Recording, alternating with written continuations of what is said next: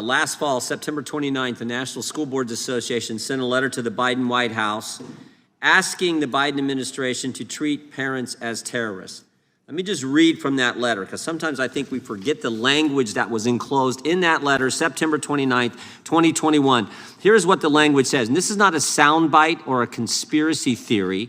This is what they wrote to the Biden White House. The National School Boards Association requests a joint expedited review. The National School Board Association requests that such review examine enforceable actions under the Patriot Act, asking the Biden administration to use the Patriot Act against moms and dads. 5 days later, the Attorney General of the United States sends a memorandum to the director of the FBI. Here's what the memorandum said.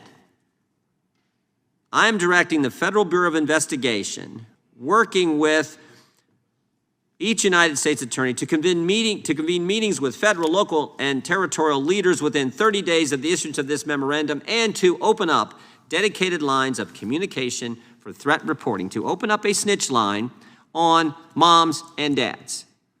16 days after that, October 20th, because of a brave whistleblower, we learned that the FBI sent out this email to agents around the country.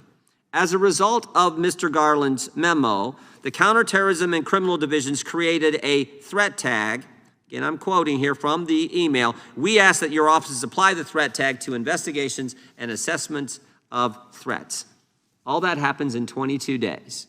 A letter from the School Board Association, a memorandum from the Attorney General, and then an email sent out to FBI agents around the country to put a threat tag, this designation, this label on moms and dads. 22 days. First thing I always say is I've never, in my time in Congress, never seen the federal government move that fast.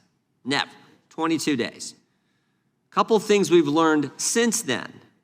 First is between the initial letter on the 29th and the memorandum on the 4th, we learned that Viola Garcia, the individual who signed the letter to the Biden administration from the School Board Association, was given a plum job, a plum assignment at the Department of Education.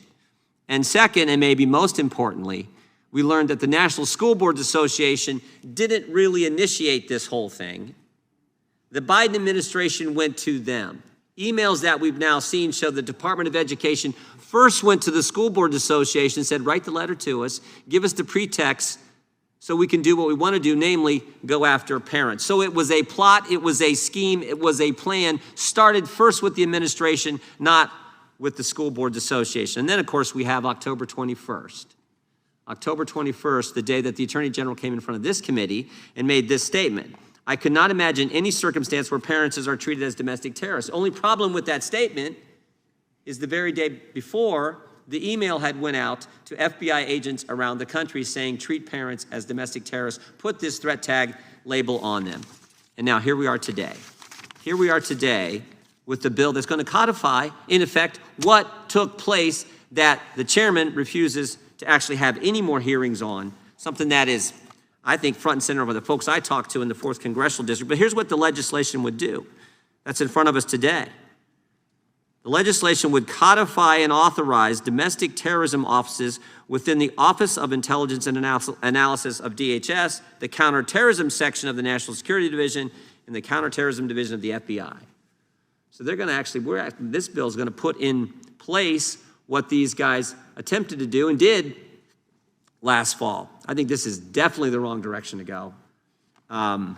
I would hope, Mr. Chairman, that at some point we could have the Attorney General come back and talk to us about, we got a little taste of this last week in the crime subcommittee where we got to talk to the U.S. Attorney from the state of Washington and found out he did in fact convene that meeting. We tried to ask him some questions about it, didn't really give us any answers. It'd be nice if the Attorney General would be back in front of us to deal with this subject. But I think this legislation is the wrong way to go. I hope that we do not pass it.